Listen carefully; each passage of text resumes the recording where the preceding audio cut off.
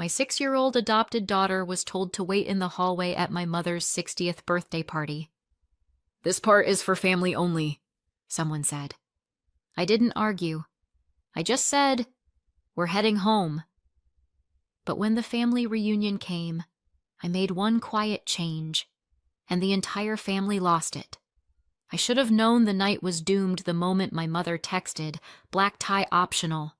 No sneakers, even for the little ones," because nothing says family celebration like a dress code. Still, Lena was thrilled. Her first big party with her new family. She kept asking if she'd get to sit next to Grandma. She'd practiced her line, "Happy birthday," in front of the mirror all week. I told her she'd do great. I wanted to believe that was true. The restaurant was loud and shiny, full of people who'd rather be photographed than hugged. My mother stood at the head of the room, glowing like a chandelier. She hugged me lightly, the way you might pat a coworker. Then she bent down just long enough to say, "Hi, sweetheart," before turning away. Lena didn't notice. She never expects much. There was a kids' table in the back, 4 older cousins. They talked about video games and laughed too loud. Lena was 6, quiet, careful, trying to keep up. I watched her from across the room. She looked happy. Or maybe she was trying to look happy. In my family, that's basically the same thing. Then my mother raised her glass. "Everyone, quiet for the toast!" Chairs scraped. Waiters filled glasses. I turned for mine, looked back toward the kids' table, and froze. Lena's chair was empty, crayons scattered, cup half full, her sweater draped over the back like she'd vanished mid-sentence. The other kids were still there. I pushed back my chair and stood. My husband looked at me, confused. "Bathroom?" he whispered. "Maybe," I said, though I already knew she wouldn't have gone without telling me. I slipped between tables, scanning the room. No yellow dress, no tiny sneakers. I checked near the buffet, the restroom door, even the corner where the dessert cart waited. Nothing. I stopped a cousin who was balancing 2 glasses of wine. "Hey, have you seen Lena?" He blinked, thinking. Your mom said the little ones should wait in the hallway for the toast." "She's fine, I think." "The little ones?" I said. "You mean my little one?" "Because every other child is still sitting right there." He gave a helpless shrug and slipped away, grateful to escape whatever was coming. I walked straight to my parents' table. My mother saw my face and sighed the way she always does when I ruin her party. "Sweetheart, we just thought the children might get restless." "It's only a few minutes." "The children?" I said. "You mean Lena?" "The other kids are still inside." She adjusted her earrings, too calm. "It's just for family. We didn't want her to feel awkward." My father gave a short laugh. "You're making this bigger than it is." "She'll be fine." For a moment I couldn't speak. The music, the laughter, all of it blurred into one dull roar. "She's 6, I said quietly. "And you already taught her exactly where she stands." I turned and walked toward the hallway. She was there, standing by the coat rack, clutching her birthday card to her chest. Her eyes were red. "Hey," I said gently. "What are you doing out here?" She didn't look up. "Grandma said it's just for family." The words came out small, practiced, like she'd repeated them to herself to make them make sense. "Did she?" I asked, though I already knew. Lena nodded. "She said I can come back when they're done." She hesitated. "Did I do something bad?" "No," I said. "You didn't do anything wrong." Her lip trembled.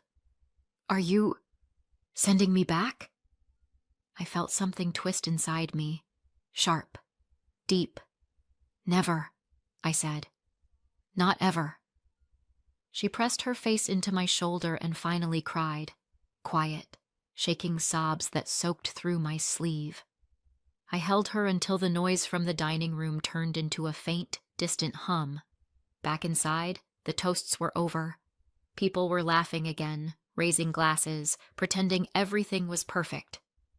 I found my husband. "We're leaving." He looked at me once, saw my face, and didn't argue. Someone called after us, "It's almost over!" But we were already gone. Outside, the night air was cold. Lena's small hand was damp in mine. "Are we in trouble?" she asked. "No," I said. "We're just done." In the car, she sat very still, the card crushed in her lap. Streetlights flickered across her face as we drove. "The other kids stayed," she whispered. "I was being good." I kept my eyes on the road. "You were perfect." She fell asleep before we got home, still holding the card. I sat in the driveway long after the engine stopped, staring at the faint glitter on the seat where she'd been sitting. My mother's words looped in my head. "It's just for family." That night, I didn't call anyone. I didn't explain. I just lay awake, counting the ways you can lose people you thought you already lost once. And somewhere between midnight and morning, I made myself a promise.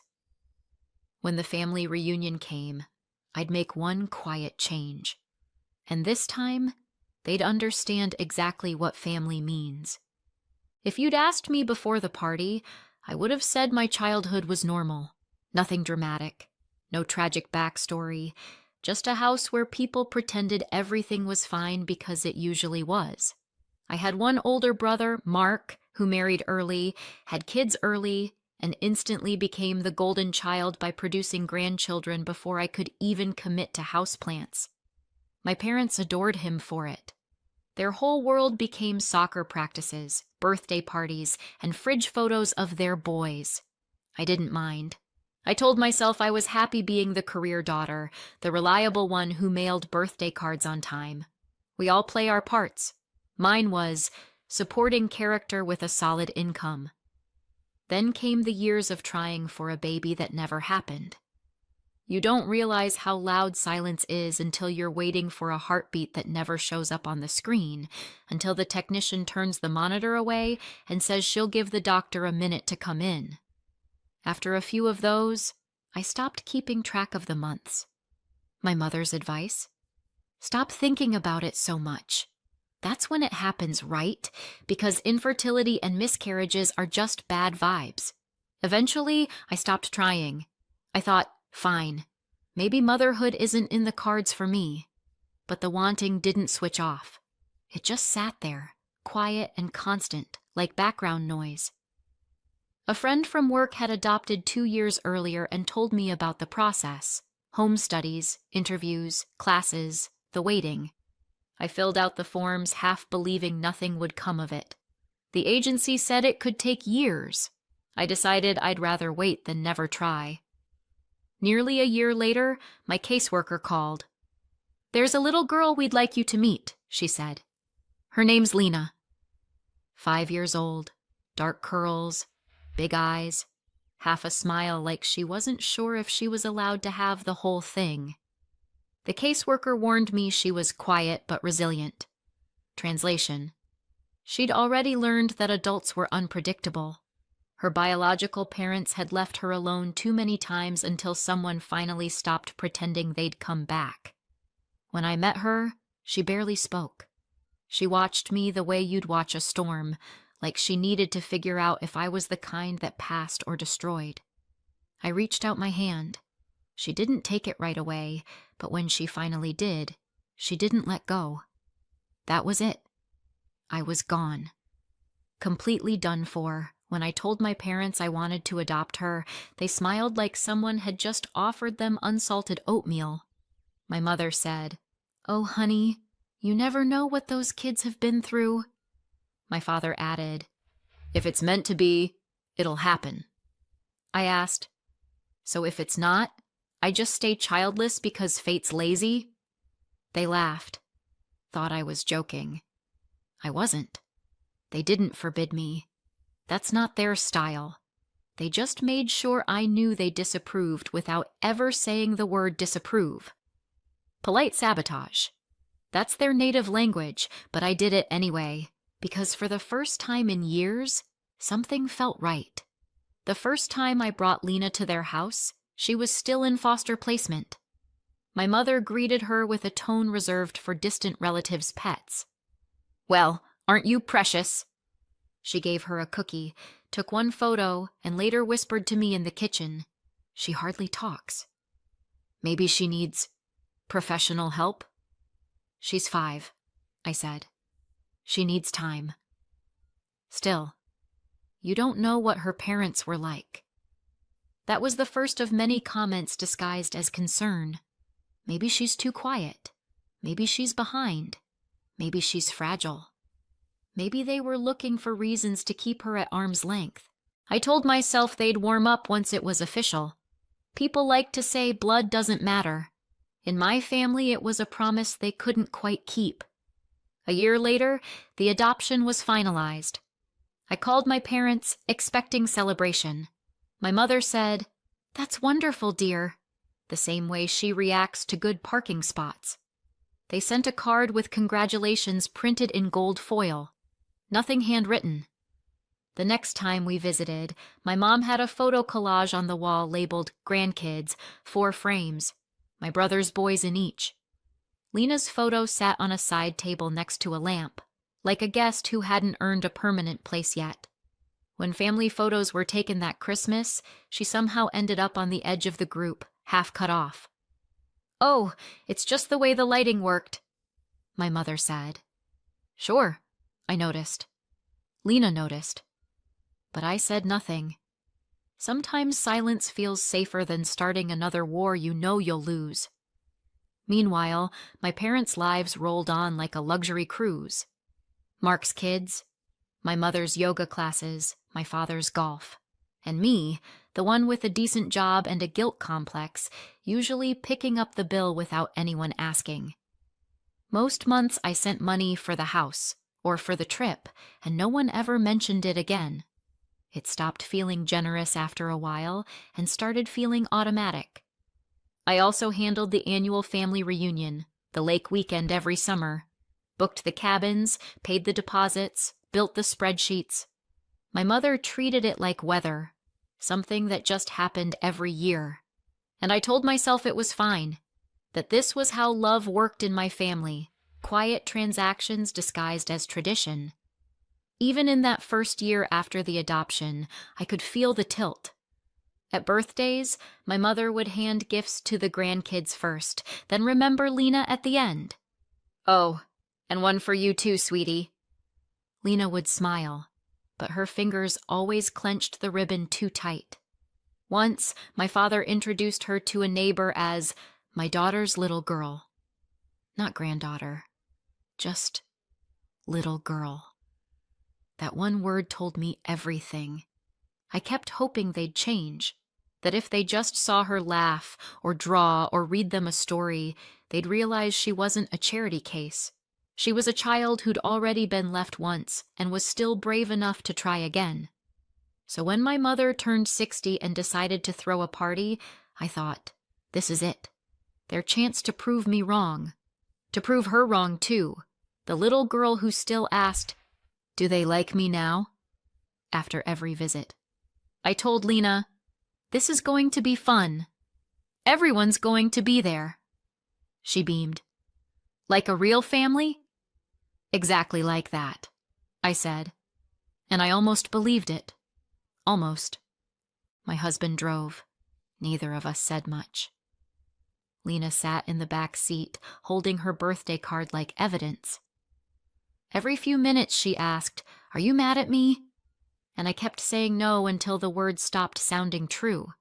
We stopped for ice cream because that's what parents do when they don't know what else to fix. She took one bite, said her stomach hurt, and stared out the window. The pink scoop melted down her wrist. At home she asked, "They don't like me, do they?" I said, "They just don't understand yet." My husband nodded, the kind of nod that means, "Please don't cry right now." When she whispered, You're not going to send me back. Something inside me locked into place. I tucked her in, waited until her breathing evened out, then stood in the doorway for a long time. My husband came up behind me. "What now?" he asked. "Now," I said, "we make sure it never happens again." The reunion was only a few weeks away. Lake Weekend, our annual pilgrimage to nostalgia. My parents had started it when I was a teenager, and every year I somehow ended up planning it. Cabins booked under my name, spreadsheets, grocery lists, the usual illusion of togetherness. I sat at the kitchen table looking at the list of attendees like it was a roll call of bad decisions. My husband poured coffee and said, "You don't have to do it this year. I already paid the deposits." "Then cancel." I was about to agree when a small voice came from the hallway. "Are you canceling because of me?" She was in her pajamas, hair tangled from sleep, bear tucked under her arm. That one question rewrote the plan. I knelt beside her. "No, sweetheart. We're still going. We're just choosing who belongs there." She nodded, but her shoulders stayed tight. I could see she didn't believe me yet. The next morning I called my parents. My mother answered sounding like she'd been expecting a medal. "Natalie, I'm so glad you called. How's our girl?" "She's not yours to ask about," I said. "You knew about her history. You knew what being left alone does to her, and you still did it." A pause, then that familiar sigh, equal parts patience and superiority. "Oh, don't be dramatic." It was only a few minutes. My father's voice in the background. "You're too sensitive. You'll make her fragile." "Too late," I said, and hung up before they could say anything else. 5 minutes later, I opened the family group chat. This year's Lake Weekend will still happen, but only for people who treat Lena as family. If that's uncomfortable, let me know so I can free your cabin. I stared at the screen, then added another message before courage could leak out. If you think what happened at the party was acceptable, you're choosing to stay home. I need to know who's with me on this. Then I put my phone face down and made coffee. Revenge, apparently, smells like French roast. By lunchtime, the notifications were constant. Mom, you can't uninvite your own parents from a family reunion. Brother, we're not taking sides in your drama. Aunt, you're forcing people to choose. That's cruel. Cousin Erin, privately, you're right. I saw her face that night. I'd have left too. I didn't reply to any of them. I just started editing the guest list. Within an hour, half the cabins were freed. Fine. I filled them with my husband's relatives, a couple of friends, and the parents of one of Lena's classmates. People who actually smiled when they said her name. When my mother realized I'd replaced them, she sent one final message. "You'll regret this." I typed, "You've already made sure I won't," and deleted it before hitting send. Planning the new weekend felt lighter. No speeches, no matching shirts, no pretending. Lena helped me design new name tags with tiny drawings of fish and trees. For once, she looked excited instead of careful. "Will Grandma be there?" she asked. "No." She didn't say anything, but her shoulders dropped and her face softened in quiet relief. When we arrived at the lake, the air smelled like pine and smoke. The cabins looked the same as always, but everything else felt different. Quiet in a good way. We grilled, we swam, we built a bonfire that lasted past midnight. Lena ran around barefoot with the other kids, sticky with marshmallow, laughing until she hiccuped. Someone handed me a drink and said, "You look calmer." I said, "That's because half my family's missing." The night hummed with the kind of peace that makes you nervous to breathe too loud. The fire crackled. The lake barely moved. Even the air felt like it was holding its breath. It should have felt like closure. It didn't, because somewhere between the trees and the silence, I could already feel it. The shift. the weight of something waiting to fall. I thought the fight was over. I didn't realize it was only changing shape. 3 days after the lake weekend, a text came through. "You didn't listen. This is what consequences look like." It didn't sound angry. It sounded finished. I showed it to my husband. He said, "Ignore her." "She wants attention." I said, "She can buy a mirror." We both tried to laugh, but the sound fell flat. The house felt smaller after that. I kept checking the windows without knowing why. The next morning, someone knocked. A woman with a clipboard stood on the porch. "Mrs. Whitaker?" "I'm with Child Protective Services. We received a report. Just a routine check routine." "Right." I let her in because refusing would look suspicious. She walked through the rooms, calm, polite, writing things down, asked about school, meals, sleep, opened the fridge, looked at the books on the shelf. Lena watched from the stairs, holding her bear. The woman smiled at her, the kind of smile that doesn't reach the eyes. When she left, she said, "You'll hear from us soon." Then she was gone. I locked the door and sat on the floor until my hands stopped shaking. The message from my mother played in my head. This is what consequences look like. I didn't need anyone to tell me who had made the call. That evening, my phone buzzed again. A voicemail this time. "I hope you understand we had to do something. You're not yourself lately. We just want her safe. We had to do something, like reporting a pothole." My husband said, "We'll wait it out. These checks are routine." I nodded, but my stomach wouldn't listen. I checked the mailbox 3 times a day, flinched at every number I didn't know. Silence started to sound like ticking. One night I laughed. Too loud, too sharp. It scared both of us. Then I opened my laptop and started ending things. Transfers? Gone. Trip fund? Canceled. Shared account? Closed. I wrote one email. All financial support ends immediately. No greeting, no signature. Then I moved the money into a new account for Lena. At least something good could come from their cruelty. Still, every sound made me jump. Every time the mail hit the floor, I froze. A week later, another knock. My parents. My brother behind them like backup. My mother smiled the way people do when they're selling forgiveness. "Natalie, let's stop this.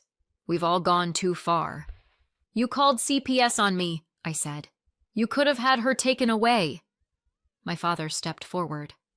"We just wanted professionals to check." "You've been emotional. We thought—" I cut him off. "You thought you could scare me into coming back. You thought a report would make me crawl. You were wrong." My mother's smile twitched. "We just want to make peace," she said, like this was a board game we'd both gotten too competitive about. "Peace?" I said. "You made a false report." "That's not peacekeeping, that's gambling, with my life and hers." Her voice wobbled. "It got out of hand." We were worried. "She didn't sleep for days," I said.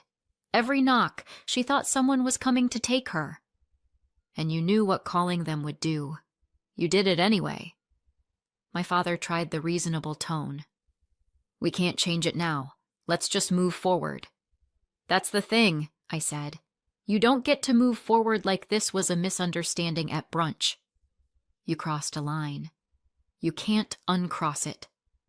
My mother reached out, palm up, still trying the soft sell. "We're family." "Not anymore," I said. "Family doesn't weaponize fear, and I can't spend my life explaining that to people who enjoy pretending it's a game." She blinked fast. "So that's it?" "That's it," I said. "You made your move." "This is mine." For a second, no one spoke. My brother looked at his shoes. My father cleared his throat. My mother nodded once, like she'd just lost a round she thought she'd win. "You'll regret this," she said softly. "Probably," I said. but at least I'll sleep. The door clicked shut between us, clean, final. Through the glass I saw the mailbox flag up. For a second I thought the letter had come. It hadn't. Just junk mail. The waiting kept going. 2 more days. Then it came. Plain envelope. Government logo. I sat at the table staring at it until my husband said, "Open it." I did. No further action required. 5 words. I didn't cry. I just started breathing again. A year later, the family looks like 2 different maps that used to overlap. Half the cousins still message on birthdays. The rest pretend I died of stubbornness. The lake weekend is smaller now, our side of the tree only, but it works. Lena runs with the cousins whose parents decided silence wasn't loyalty. She knows who's safe, who's kind, who still flinches when my mother's name comes up. That's more self-awareness than most adults have. Every few months I get updates from the neutral camp. My parents canceled the retirement trip. The travel fund dried up when I stopped filling it. Mom complains about having to work at her age. Dad mutters about downsizing. Apparently, early retirement isn't as relaxing when you have to clock in. I don't feel triumphant. Just done. They built a world that ran on my money and my silence. I pulled one plug and the lights went out. Sometimes I wonder if it was worth it for them, losing us just to stay in charge. Then Lena laughs from the next room, and the thought disappears. She's fine. We're fine. That's the only scoreboard I need. So, what do you think? Did I go too far or not far enough? Let me know in the comments and subscribe for more stories like this one.